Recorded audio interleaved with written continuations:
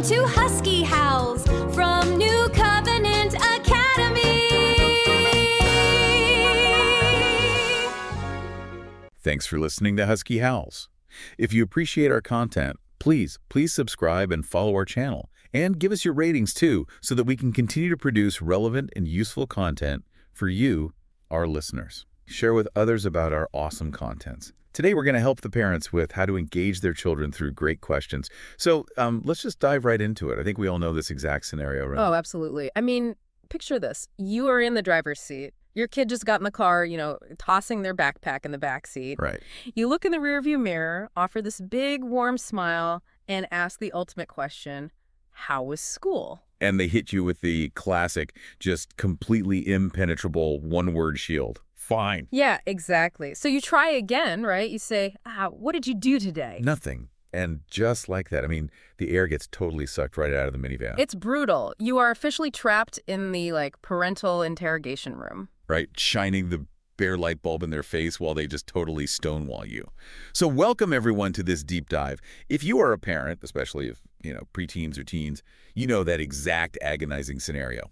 Oh, yeah. They're just notorious for hoarding details. And we're notorious for, well, completely failing to draw them out. But today, we're flipping that dynamic. We're pulling from some really fascinating educational psychology research, this thing called the Mentoring Minds Framework and the question formulation technique. Right, because our mission today is really to transform you from this frustrated interrogator into a genuine conversational partner. Yes. Because, getting your children to talk isn't just about extracting data to satisfy your own anxiety, It's about building this lasting cognitive and, emotional connection with them. I'll admit it, I am totally guilty of that car ride scenario. Literally just yesterday, I asked my daughter if she had fun, and the conversation died in, 3 seconds flat. Why do we keep defaulting to these questions if they just never work? Well, we keep using them because they're essentially just socially conditioned reflexes. But the thing is, they actively shut down communication. Right. To start asking the right questions, we really have to recognize why our current ones are failing so badly. And the biggest culprit, the one that the research just keeps pointing to, is the yes-no trap. So basically, by asking a yes-no question, I am doing, 90% of the conversational heavy lifting? You're doing all of it. Think about the actual mechanics of that post-school routine. You say, did you have fun at school today? They say yes. Right. You follow up with, did you watch a movie in history class? They say, yep. Was it good? Uh-huh. It's exhausting. It is. You are completely depriving them of the cognitive space to practice forming elaborate responses. It kind of feels like driving down a conversational cul-de-sac. Oh, that's a great way to put it. Yeah, you hit a dead end immediately. And then you, as the parent, have to do all this agonizing work of putting the car in reverse, turning all the way around and trying to find a new route. By the third question, the kid is totally checked out, just staring out the window. And they only interrupt you to ask for, goldfish crackers. That is the perfect analogy. And honestly, there's an even deeper, somewhat manipulative trap hidden inside our yes-no questions. Manipulative, really? Yeah, it's the illusion of choice. We frequently use yes-no questions when we aren't actually asking a question at all. We're issuing a demand, but we, disguise it with a question mark at the end. Oh, I see. You mean do you want to clean your room now? Exactly that. The rule of thumb in the psychological literature we're looking at is incredibly clear. Do not ask a question if no is an unacceptable answer. Wow, okay. That hits hard. Right. When you ask your child if they want to clean their room, you're offering a choice where absolutely zero choice exists. If they take you at your word and actually say no... Rachel, they will. Yeah, they will. And then you're going to get frustrated and they're going to feel betrayed and tricked by the whole interaction. Let me push back on that for just a second, though, because isn't telling them what to do rather than asking them a bit, bossy? It can feel that way, sure. We're constantly bombarded with this advice that kids, especially teens, need to feel a sense of autonomy to develop properly. Doesn't asking give them that sense of control? It's a super common fear for parents, for sure. But the reality is that false autonomy is deeply frustrating for a developing brain. Kids have this incredible radar for inauthenticity. They really do. They spot the fake choices immediately. Exactly. So when you need cooperation for a non-negotiable task, like getting ready for bed or handing back a smartphone at 9 p.m., you should just use a direct, calm statement. Like, I need you to clean your room before your friend comes over. Yes. Save your actual questions for moments when they truly have a choice. So like saying, do you want to read another chapter before lights out? Precisely, because that provides real autonomy within clear, honest boundaries. It basically tells the child, I respect you enough not to play mind games with you. Okay, that makes a lot of sense. But if I'm officially banned from fake choices and yes-no cul-de-sacs, I'm staring at a pretty blank slate here. What actually works to fill that void? Well, we need to swap out those everyday cliches for questions that demand critical thinking. Okay. This requires a pretty fundamental shift in how we view the whole purpose of our conversations. We have to stop testing their memory and start validating their perspective. Our sources highlight some really brilliant, highly practical swaps for this. Let's start with the one that completely blew my mind. Let's do it. Instead of the classic, just exhausted cliche, what did you learn today? You swap it to, what did you disagree with today? I love this one. Consider the massive paradigm shift inside that single question. The traditional "what did you learn" treats a child's education like a spigot of knowledge. Right. The teacher turns on the faucet, the child just passively drinks the facts, and you are asking them to regurgitate those facts on demand. Which feels exactly like a pop quiz. No wonder they just shrug and say nothing. But asking, "what did you disagree with today?" sends a totally different psychological signal. You are telling your child that their critical analysis of the world actually matters. Yeah, it teaches them they don't just have to passively accept everything an authority figure tells them. Exactly. They might forget the capital of a state, 5 minutes after the test. But the ability to challenge the status quo and question confident claims, that is a cognitive muscle that will serve them for a lifetime. It totally changes the power dynamic in the room. Yeah. You aren't checking their work anymore. You are actually asking for their unique take on the world. It's so empowering for them. It really is. I also love the second swap we found, which revolves entirely around failure. It comes from the story of Sarah Blakely, the billionaire founder of Spanx. Right, the dinner table story. Yeah. Growing up, her father had this very specific ritual at the dinner table. He would look at her and her brother and ask, what did you fail at this week? And the kicker is, if they didn't have an answer, he would actually be disappointed in them. Yes. But if she said, I tried out for this sports team and completely embarrassed myself, he would celebrate it. He'd give her a high five. It's incredible. I want to unpack the psychology of that for a second. Yeah. Because naturally, failure is terrifying for a kid. Yeah. I mean, society constantly penalizes them for it, right? With bad grades or social embarrassment. Oh, totally. Doing this acts almost like exposure therapy. By normalizing failure at the dinner table, you completely reframe it for them. So it's not a catastrophe anymore. Right. Instead of this catastrophic event that has to be avoided at all costs, failure just becomes the expected, positive byproduct of trying new, difficult things. It gives them the psychological breathing room to tackle interesting problems without that paralyzing fear of looking foolish. Exactly. Which leads us perfectly into the third swap, addressing the massive social minefield that is school. Oh boy, the social stuff. Parents are always so anxious about this. They constantly ask, did you make a new friend today? I always thought that was such a sweet question to ask. It is sweet, but the research points out a hidden flaw in it. It inadvertently treats school like a superficial networking event. Yeah, it implies the goal of school is just like accumulation. Right. Like, how many business cards did you collect on the playground today, kid? How's your LinkedIn network coming along, Timmy? Are we synergizing in the sandbox yet? Exactly. It puts immense pressure on them to be popular. So instead, the suggested swap is, how did you help someone today? That is such a huge shift. It really is. It moves them away from what they can extract from their environment, popularity, status, attention, and focuses them squarely on what they can contribute to it. It fosters this amazing spirit of generosity. It signals that their character matters vastly more than their social standing. Yes. Now, let's talk about the fourth swap, because I think this is where a lot of parents, myself included, really struggle. Oh, the problem-solving one. When they come to you with a problem, say, they are practically in tears over a middle school science project, my immediate primal instinct is to just jump in, grab the glue stick, and fix it for them. We all want to do that. We want to save them from the stress. But the source material compares that to a personal trainer lifting the weights for their client. Right. You might feel super helpful in the moment, but you aren't helping the child build any actual muscle. You really have to resist the urge to be the savior. So the swap here is moving from, here's how you do that, to asking, how would you solve this problem? But the framework says you shouldn't just stop there, right? Once they give you an answer, You're supposed to challenge them to find a second way to solve it. Yes, the second solution is key. Are we basically trying to teach them to be little philosophers here? In a sense, yeah, we kind of are. By asking for a second solution, you are forcing them to understand that complex problems rarely have only one valid answer. You're stretching their cognitive flexibility. And this philosophy applies beautifully to those seemingly annoying questions kids ask all the time, too. Yeah. Like, do butterflies poop? Or why is the ground cold if the Earth's core is hot? Oh, the ones where you are just exhausted, it's past bedtime, and you just want to say, that's just the way it is, please go to sleep. Exactly. But it takes immense patience to realize those questions are driven by genuine, unadulterated awe.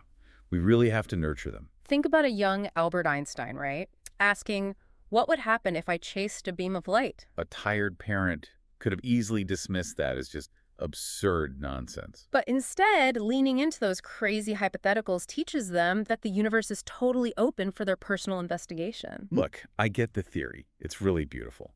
But let's ground this in the reality of an exhausted parent for a second. Sure. If it's 7 p.m. on a Thursday, I've just worked a full shift, and I ask my kid what they disagreed with today, there's a very high chance they will still just shrug and say, I don't know, nothing. That is a very real possibility. So how do we keep the momentum going when we hit a wall without making it feel like we are just launching a brand new interrogation? Well, that brings us directly to the detective toolkit.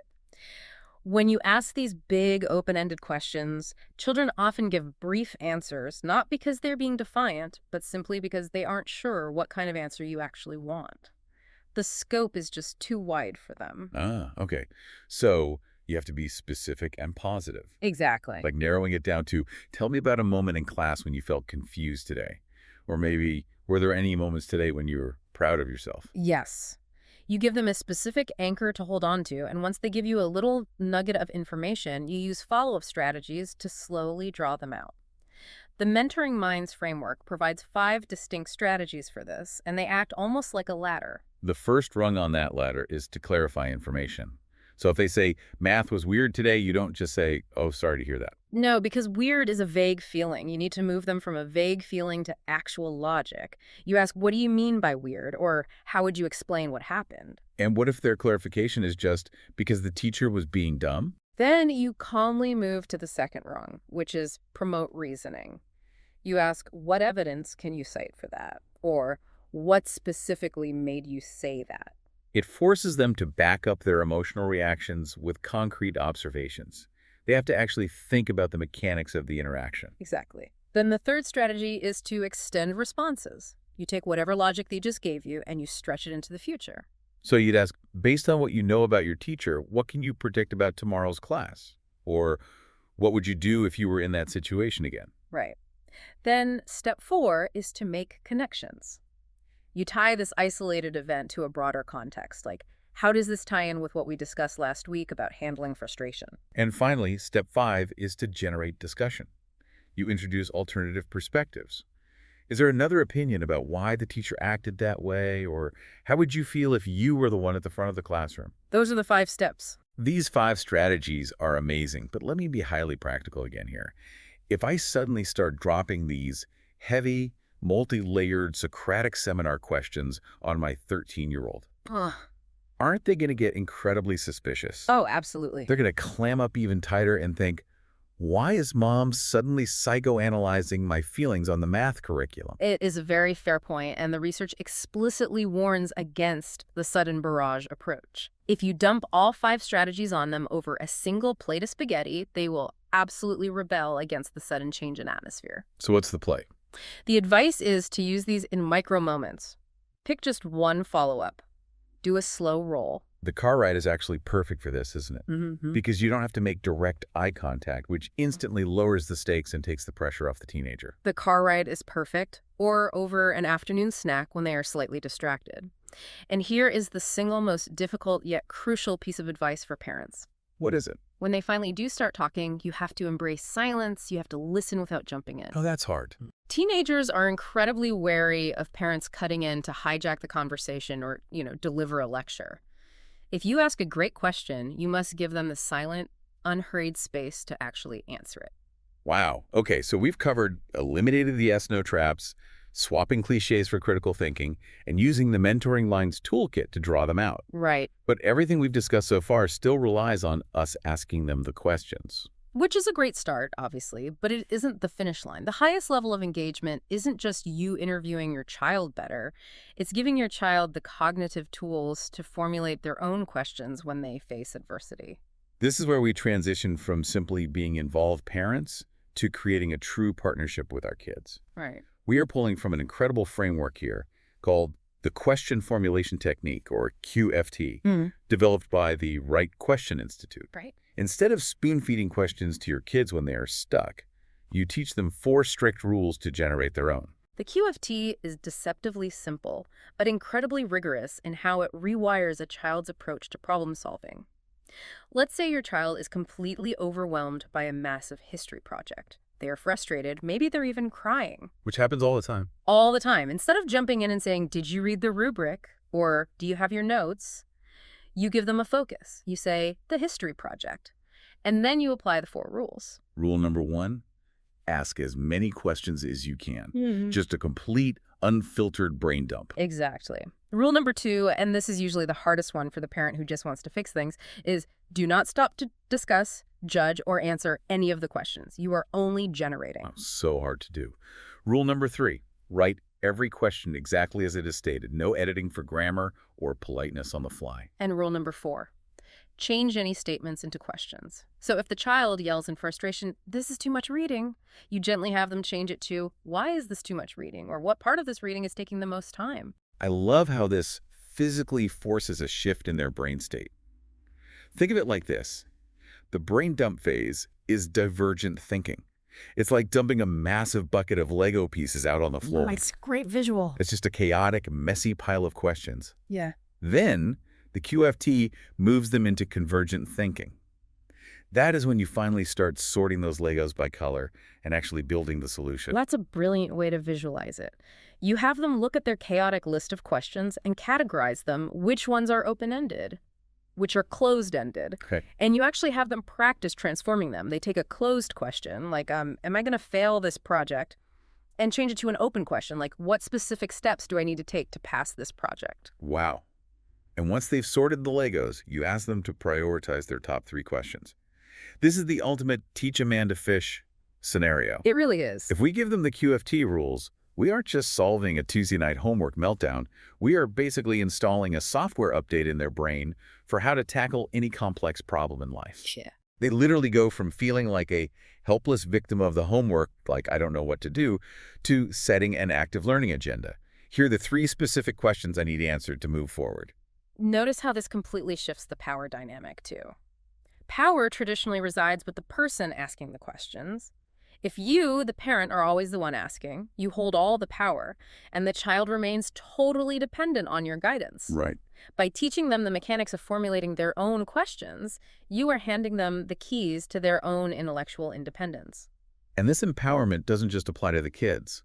The research shows it applies to us as parents, advocating for them too. Yes. Often, when a school makes a decision we don't like, we feel powerless.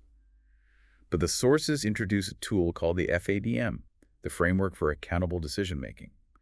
And it's paired with the SMA model: support, monitor, advocate. Parents often get really angry at schools because a decision like, say, a new disciplinary policy or a specific math track placement feels like it came out of a black box. It's totally arbitrary. Right. The FADM framework simplifies the mystery by defining any decision as simply the selection of one option among 2 or more options, and it gives parents 3 specific criteria to ask questions about. This was the tacos with pork analogy from the source material, which I found so helpful. A community leader was trying to explain this framework to a group of frustrated parents. He asked a mother in the front row what she made for dinner the night before. And she said she made tacos with pork instead of a vegetable dish because her son simply refuses to eat vegetables. And the leader broke her everyday decision down into the 3 FADM criteria. The reason she made the decision was to accommodate her son's strong preference.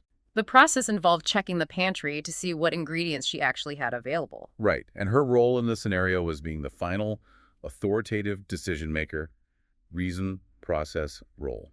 So let's map that onto a real-world school scenario. Say your child gets placed in a lower math track than you expected. You don't just passively accept it, but you also don't storm into the principal's office blindly demanding a grade change. You use the framework to ask targeted, disarming questions. Like, what is the reason for this placement policy? What was the process for evaluating my child's specific aptitude? And what is my role as a parent in this ongoing decision? It is that third question about your role that changes everything. Really? Why is that one the most important? Well, if you interrogate the school about the reason and the process, but forget to ask about your own role, you are missing the vital chance to actually participate in the solution. Oh, I see. Asking about your role moves you from being a silent bystander or, an angry adversary to an active partner. It allows you to support your child's learning at home, monitor their ongoing progress with the teacher, and advocate for them effectively when the system fails. That makes total sense. So zooming out, what does this all mean for you, the listener, who is maybe driving to work or folding laundry right now, dreading the inevitable how is school conversation later today? It means that the way you structure communication in your home has a profound, lasting ripple effect. You are doing so much more than just trying to squeeze a better answer than fine out of your teenager at the dinner table. By eliminating those dead-end yes-no traps, by swapping out stale cliches for questions that demand actual critical thinking, and by teaching your kids the cognitive software update of the question formulation technique, you are sending them a massive underlying message every single day. You are modeling for your child in real time that their voice intrinsically matters. You are showing them that genuine curiosity is vastly more important to you than blind compliance. Yeah. You are putting down the clipboard, turning off the interrogation spotlight, and pulling up a chair next to them to look at the world together. Think about this as our final thought for today. The questions you teach your 13-year-old to ask at the kitchen table today are the exact same questions they will use to challenge a process or a boss in a boardroom 10 years from now. By changing how you ask questions, you aren't just raising a compliant student, you are raising a future leader who knows how to interrogate the world. Thank you for listening to today's podcast. Please share our episodes with your fellow parents. Thank you in advance for helping us grow our listenership.